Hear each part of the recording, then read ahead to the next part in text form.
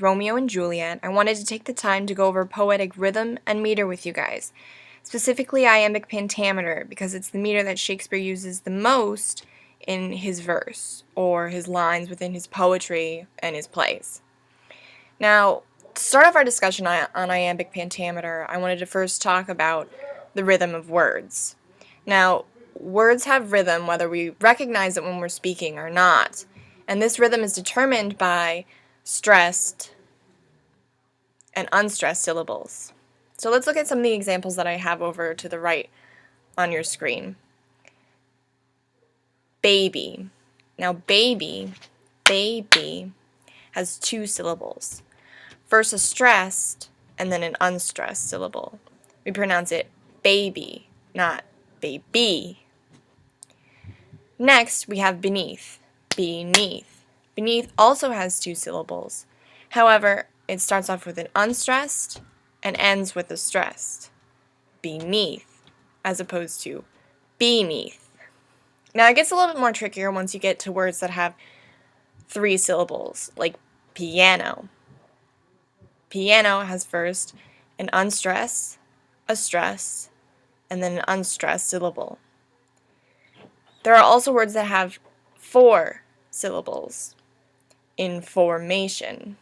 Information first has a stressed, an unstressed, a stressed, and then an unstressed syllable. So let's see how this plays out in a line of poetry. Right here, I am a pirate with a wooden leg.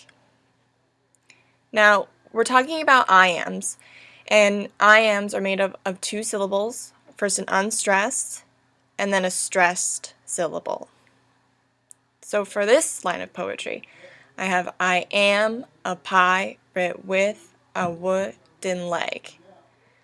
You'll notice how each poetic foot, which is within these two brackets right here, this is a poetic foot, is equal to one iamb. And one iamb is made up of an unstressed and a stressed syllable. Now, each line of poetry gets labeled based on how many feet is in that line. So, say you have a line of poetry and it has one poetic foot, or one iamb. It'll be termed monometer. And then if you have a poetic line that has two, it would be called dimeter. A poetic line that has three iambs would be called trimeter. One that has four would be called tetrameter. And one that has five will be called pentameter. So let's count the number of iambs that we have in this line of poetry. 1, 2, 3, 4, 5.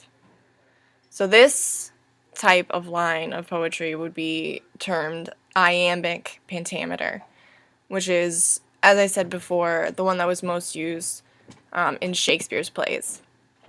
So let's look at a line that you'll be seeing in Romeo and Juliet. But soft what light through yonder window breaks.